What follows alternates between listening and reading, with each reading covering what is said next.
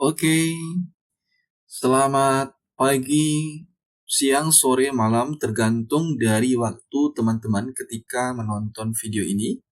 Kali ini kita akan membahas terkait suatu materi ya, yang sangat kental dengan keilmuan sistem informasi. Mungkin bagi teman-teman yang jurusannya sistem informasi, ya tidak begitu sulit ya memahami terkait dengan foresight. Baik, em, sebelum kita membahas lebih lanjut terkait dengan foresight, tentunya saya informasikan di awal video ini agak lumayan panjang ya. Jadi mungkin ketika menonton itu harus merasakan ada kebutuhan ingin memahami terkait dengan foresight. Kalau tidak, saya yakin teman-teman akan merasa jenuh.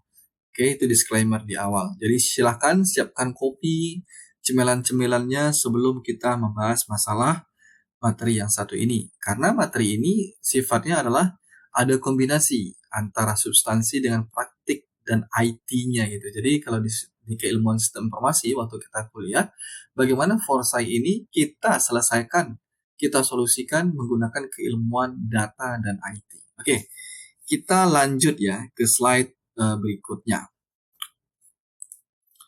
Nah, foresight perlu kita sepakati di awal supaya nanti ketika pembahasan selanjutnya tidak ada perdebatan di dalam hati maupun di pikiran teman-teman.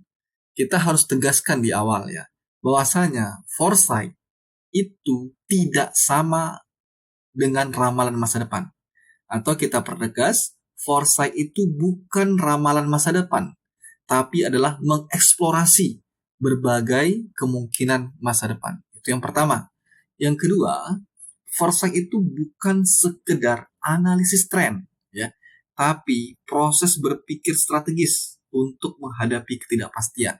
Karena kalau teman-teman hanya berpikir foresight ini adalah sebatas analisis tren, maka yang teman-teman lakukan adalah polling, survei, sensus ya, hanya sebatas mengambil data yang membuat pertanyaan kemudian meminta jawaban dari orang dan orang yang pun belum tentu ahli gitu. Nah, ini. Sementara foresight tujuannya adalah untuk masa depan, ya. Bagaimana kita bisa mengeksplorasi kemungkinan masa depan sementara yang kita polling adalah bukan ahli. Sebenarnya bolehkah kita mempolling bukan ahli? Sebenarnya boleh, tapi nanti kita lihat secara metodologi ya. Nah, selanjutnya adalah foresight itu bukan rencana jangka panjang biasa, gitu. Tetapi dia adalah cara berpikir antisipatif dan adaptif. Nah, jadi 3 poin ini teman-teman harus bisa logo dulu menerimanya sebelum kita nanti membahas hal yang lebih jauh yang mungkin banyak bertentangan. Kenapa?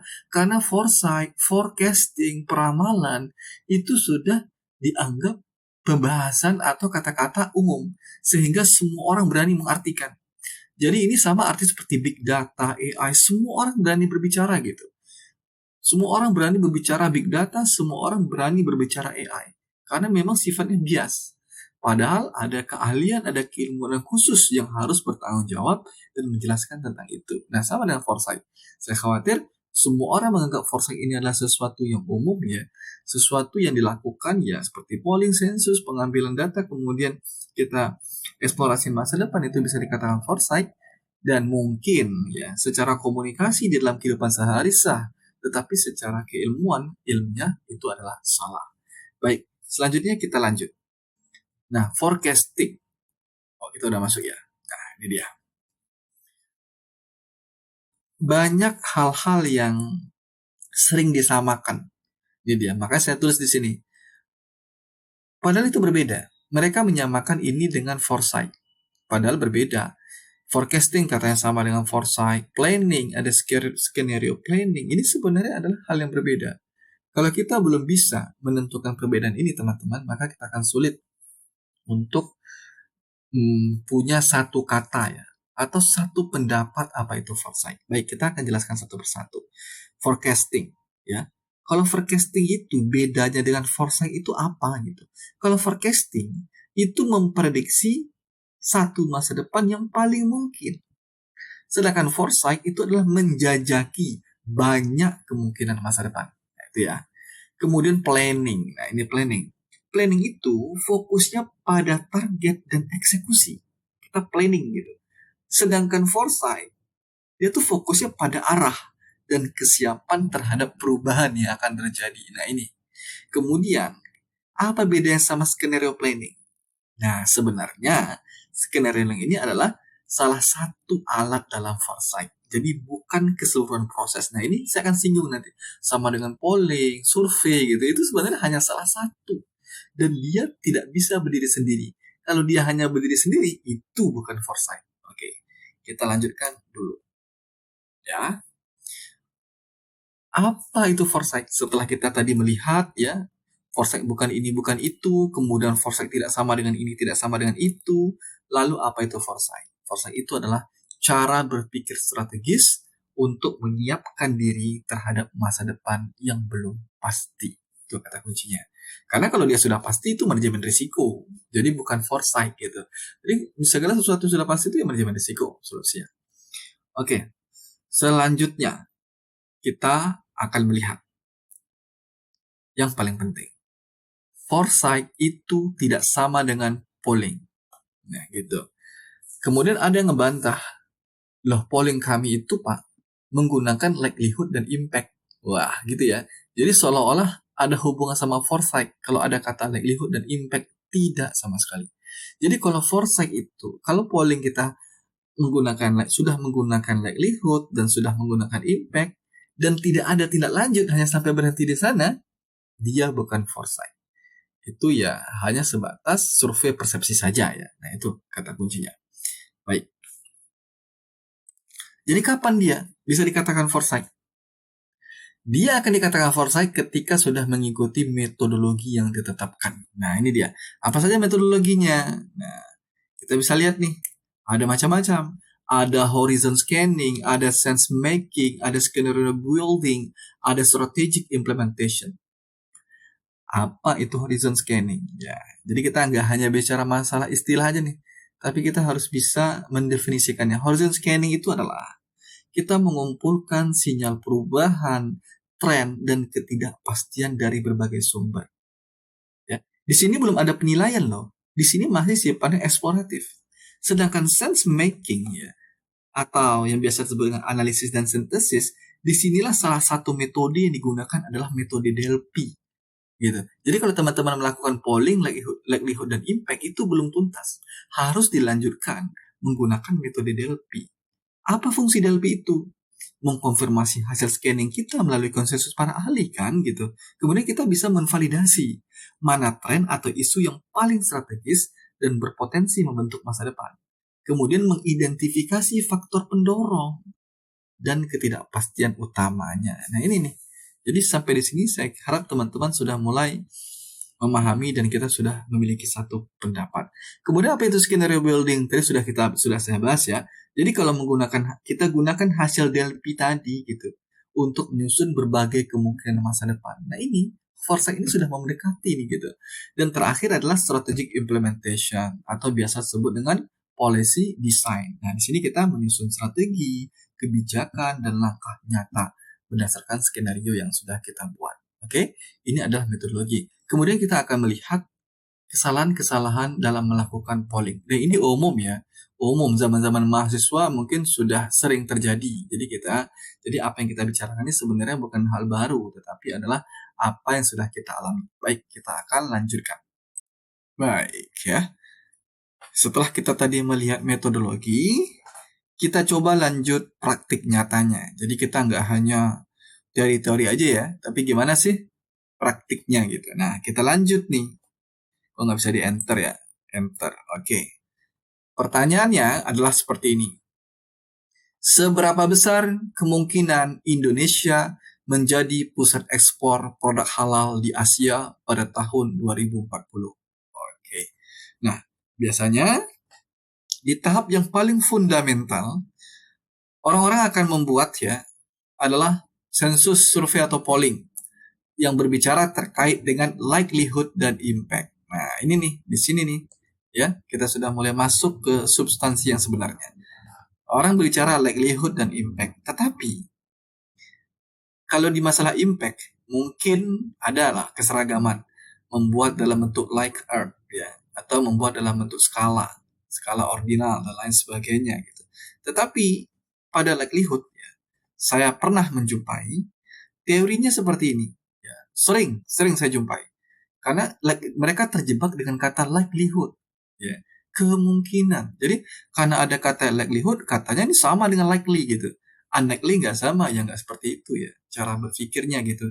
Likelihood ini kan kecenderungan terjadi. Ya. Sedangkan katanya di nol ini adalah yang sifatnya unlikely. Jadi pokoknya asal nol udah pasti unlikely gitu. Jadi percuma aja dong ada unlikely gitu kalau dia sudah nol gitu ya. Kan kita kalau pikir sederhananya seperti itu. Kalau 100 ini adalah likely. Nah, gitu tuh cara berpikirnya. 100 likely, 0 ini adalah unlikely. Sering terjadi perdebatan. Harusnya, meskipun di dalam likelihood, kita itu sudah harus menggunakan skala. Sudah ada nih batasnya. Misalkan 0 sampai 25 apa, 25 sampai ini apa, itu harus terdefinisi. Tetapi mungkin ya ada sebagian orang, udahlah yang penting bagaimana prosesnya mudah. Jadi responden tinggal scroll gitu ya. Dan kita menginterpretasinya begini. Katanya demikian. Misalkan gini, ketika milih angka 10 berarti ini adalah 10% kemungkinan terjadi gitu. Jadi nggak ada kata tidak terjadi itu nggak ada bagi mereka, bagi sebagian orang. Pokoknya unlikely itu apabila 0. Apabila sudah masuk 10, 20, 30 itu sudah masuk menjadi likely. Nah, ini ya. Di sini kita harus betul-betul menggunakan teori yang benar. Kalau tidak, kita hanya sebatas debat kusir, teman-teman. Mungkin kita dulu ketika kuliah ya zaman S1, kemudian dilanjut dengan S2 ada mata kuliah Advanced Manajemen Risiko. Saya kira ini sudah hal umum ya dan sudah menjadi bantah-bantahan. Nah, hari ini kita akan bongkar lagi masalah itu. Kita akan coba mengingat kembali. Apakah benar? Ya, apakah benar responden cukup memilih 10, maka kita mengasumsikan itu adalah likely. Baik, kita akan ulas satu persatu. Itu adalah kesalahan konseptual. Ya, secara tegas kita bisa mengatakan kesalahan konseptual. Menggunakan angka 0 sampai 100 untuk menilai likelihood tanpa skala kualitatif ya. Misalkan sangat tidak mungkin, sangat mungkin, dan lain sebagainya, menyebabkan satu, tidak memiliki interpretasi yang seragam antar responden. Nah, jadi nanti kalau teman-teman membuat aplikasinya, perhitungan seperti yang saya sebut tadi, pasti nilai nanti adalah 50, 20, 30 gitu. Itu yang disimpan. Sementara, ingat ini pada poin satu orang mungkin menilai 50, bagi dia itu adalah cukup mungkin. Gitu ya. Sementara orang lain menganggap 50 itu netral atau masih ragu-ragu. Nah, kita mau bilang apa? Itu bahayanya. Kalau kita menggunakan angka-angka seperti itu. Ketika dipilih 20, udah ini sudah pasti 20% keyakinan. Keliru banget. Saya ulangi lagi. Satu orang mungkin menilai nilai 30 itu berarti cukup mungkin. Sementara orang lain 30 itu netral atau ragu. Nah, kita mau bilang apa? Kemudian, kedua, kita tidak dapat membandingkan antar responden secara valid. Karena persepsi makna angka tidak distandarkan. Nah, ada kemarin saya dapat bantahan. Katanya begini, nanti ketika proses pengisian survei kita gunakan seperti ini, kemudian ketika hasilnya barulah kita kelompokkan. Wah, itu makin kacau pola berpikirnya. Kalau memang seperti kita, kalau memang kita ingin mengelompokkan, ya di awal aja gitu. Jangan kita yang melakukan apa ya?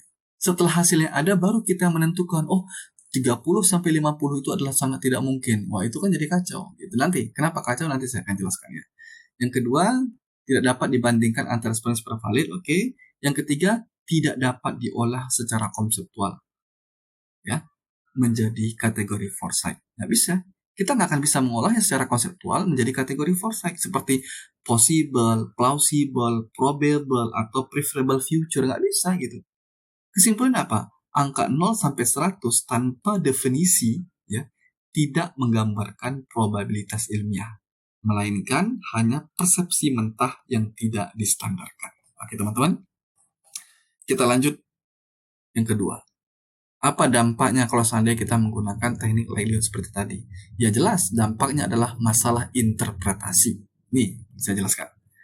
Ketika ya, hasilnya disebut 20% kemungkinan terjadi gitu ya. Ini tidak berarti probabilitas matematisnya 0,2. Hati-hati. gitu. Jadi kita nggak bisa nih 20%, 30% nggak bisa. Nah, kenapa?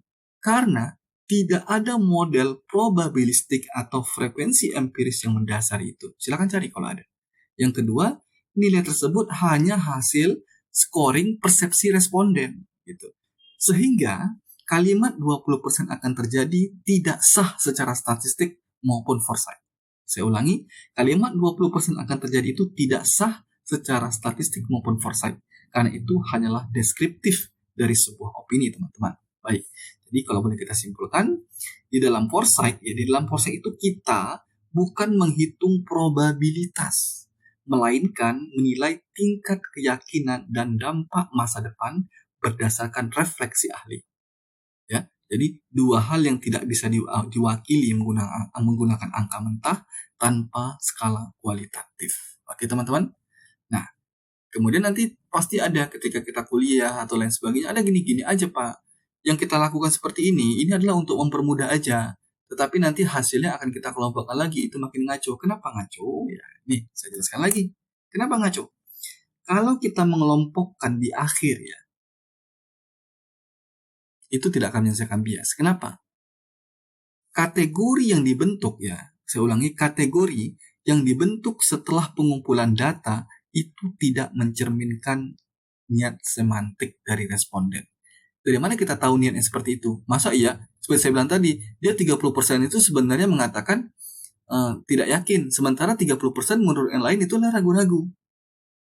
Kita nggak bisa menebak. Tiba-tiba kita sendiri nih yang membuat range-nya 20-30% itu adalah ragu-ragu. Nah itu dia.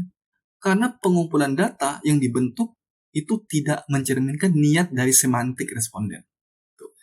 Apa akibatnya? Akan muncul distorsi interpretasi dong. Misalnya nilai 30 dan 40 dimasukkan ke kategori unlikely. Padahal bagi responden bisa berarti mungkin, tapi kecil. Nah itu ya. Dalam metodologi foresight, kategori semantik itu harus ditetapkan sebelum survei. Agar responden memahami konteks penilaian kita secara seragam. Nah, makanya ini adalah salah total. Harusnya tetap kita menggunakan skala. Dari mana? Nanti kita lihat standar metodologis internasional ya. Saya minum dulu sebentar. Nah, setelah tadi kita membahas kesalahan persepsi dalam membuat pertanyaan likelihood, selanjutnya apa sih rujukan kita gitu. Emang kamu belajar menggunakan apa gitu ya. Kalau kita kuliah gitu ya, apa sih dasar teori kamu gitu ya. Nah, dasar teorinya gampang sih. Jadi kalau standar metodologi internasional itu ya di dalam foresight profesional ya. Dalam foresight profesional. Teman-teman tahu nggak foresight profesional itu apa contohnya? Nah, kalau nggak tahu ya sulit. Teman-teman itu dari setiap kata tuh harus paham gitu. Kita harus menjadi uh, peneliti yang detail gitu. Misalkan dalam foresight profesional, apa contoh foresight profesional? Ada OECD, ada UNDP, ada EU Foresight Manual, ada Horizon Scanning UK, nah itu ya. Likelihood dan impact itu ditetapkan dengan satu skala Likert 5 atau 7 poin. Misalkan contohnya gini, sangat tidak mungkin, mungkin, sangat mungkin gitu ya. Atau skala semantik terkalibrasi. Apa itu skala semantik terkalibrasi contohnya? Contohnya adalah misalkan 0 sampai 20 very unlikely, 21 sampai 40 unlikely, 41 sampai 60 possible, 61 sampai 80 likely, 81 sampai 100 very likely. Kalau kita tidak berani menyebutkan unlikely, ngapain tuh kita bicara likelihood gitu? Karena masih ada juga orang menganggap ini kan likelihood. Oh gitu ya. Jadi yang dibicara ada likely, salah besar. Apakah ada kata like di sana kemudian dihubungkan dengan likely? Wah, saya kira itu sangat awam ya, gitu, teman-teman. Jadi kita harus melihat lagi nih. Jadi teman-teman yang bimbingan skripsi, yang sedang nyusun skripsi, ada ya yang mengangkat judul terkait dengan manajemen risiko, tolong ini poin-poin seperti ini diperhatikan. Jangan sampai nanti ditanya dosen penguji ya. Nah, itu akan kacau. Jangan menggunakan ilmu cocoklogi gitu ya. Kita harus benar-benar mengkaji secara ilmiah. Ya. Makanya saya katakan, apakah ketika kita membuat foresight cukup polling likelihood dan impact? No, sama sekali tidak. Karena kita harus melanjutkan kembali salah satu metodenya adalah Delphi. Makanya saya katakan tadi, foresight itu memerlukan struktur skala, bukan hanya angka mentah. Nah, metode Delphi kemudian yang memperhalusnya lewat refleksi dan konsensus ahli. Oke, apa itu Delphi teman-teman? Ya, kita buka aja deh ya. Misalkan Delphi itu ya, ketik aja nih misalkan metode Delphi untuk penilaian risiko. Apa sih website yang paling terindeks di atas? Wah, muncul nih. ResearchGate ditulis 4 Oktober 2020. Kita buka nih, siapa penulisnya gitu. Kita buka, oh ternyata penulisnya Hanafi Riau. Wah, kita nggak tahu ya siapa orangnya. Nah, kita bisa pelajari dari sini. Jadi, dia sudah pernah menulis ya. Nah, bagaimana penerapan metode Delphi? Teman-teman bisa kuasai itu. Jadi setelah melakukan polling, ya, hasil itu harus dianalisis lagi menggunakan metode Delphi. Karena kita harus untuk mendapatkan hasil yang konsensus, teman-teman. Jadi teman-teman bisa nanti membuka uh, ini, rujukan ini dapat mempelajari contoh-contohnya. Wah, sudah 21 menit ya. Nah, sebenarnya kita bisa menyelesaikan permasalahan tadi ya, kalau kita ingin singgung lagi terkait dengan menggunakan polling likelihood 0 sampai 100 ya, yang nilai-nilainya hanya mengisikan 10 itu sudah pasti uh, kemungkinan terjadi. Tadi kita sudah ada ya bantahannya bahwasanya tidak ada makna yang konsisten bagi responden A, angka 10 sangat tidak mungkin, tapi bagi responden C, angka 60 angka 10 itu bisa aja cukup mungkin gitu. Jadi tidak ada skala yang disepakati. Hasil 45, hasil 30 itu tidak bisa dimaknai secara ilmiah. Kemudian angka 10 tadi tidak mewakili probabilitas nyata. Kemudian ada alasan katanya ingin dikelompokkan di akhir. Nggak bisa dong. Karena kategori itu dibuat setelah fakta. Bukan berdasarkan persepsi awal responden. Saya kira itu paham ya. Karena teman-teman harus memahami itu dulu. Karena nanti teman-teman bisa ngeles gitu. Bisa aja Pak, nanti kita kelompoknya di akhir ngawur gitu, karena di awal kita tidak bisa memprediksikan maksud dari responden. Makanya paling tepat adalah menggunakan Likert tadi, skala semantik, langsung aja. Sangat tidak mungkin itu 10% ke bawah misalkan, tidak mungkin itu yang mana tadi ya, yang PPT ya, yang ini langsung aja 10% itu adalah sangat tidak mungkin. Di bawah 10% ya sangat tidak mungkin. 10 sampai 30% itu tidak mungkin. 31 sampai 60% mungkin. 61 sampai 80% cukup mungkin. Di atas 80% sangat mungkin. Itu clear. Jadi nggak ada lagi alasan karena likelihood, karena untuk mempermudah scroll, tidak ada. Menurut saya itu sudah clear. Termasuk dengan impact, jadi relevan. Ketika teman-teman buat aplikasi itu enak. Pertanyaan yang sama, teknisnya konsepnya sama di aplikasi. Nah, itu mudah ya. Jadi jangan sampai likelihood seperti hanya scroll gitu ya, 10% menyatakan siap. Kemudian sedangkan untuk impact baru menggunakan skala. Itu kita tidak konsisten gitu. Dasar ilmiahnya tidak ada. Itu sangat awam dan khawatirnya shaming ya. Kalau seandainya kita presentasi ketika kita presentasi conference dan lain sebagainya, teman-teman. Jadi itu tolong diperhatikan. Dan yang paling penting adalah setelah hasil polling ini selesai, harus kita lanjutkan ke metode Delphi. Kenapa? Karena di dalam Delphi itu ada namanya looping. Jadi dia akan diputar ya, akan dinilai ulang berkali-kali sampai menghasilkan konsensus. Tujuannya apa? Untuk menyaring bias persepsi gitu. Karena bisa jadi kan, oh ternyata menurut Bapak si B seperti ini ya. Nah, ketika dia tahu jawaban temannya, dia berubah atau enggak. Nah, itu paling penting untuk memastikan tingkat keahlian dari seseorang atau responden yang kita pilih. Oke, teman-teman, mungkin itu dulu ya pembahasan kita terkait dengan foresight. Silakan teman-teman kaji tema-tema apa saja yang bisa untuk dianalisis menggunakan foresight. Saya kira demikian. Jangan lupa like dan subscribe YouTube saya. Terima kasih.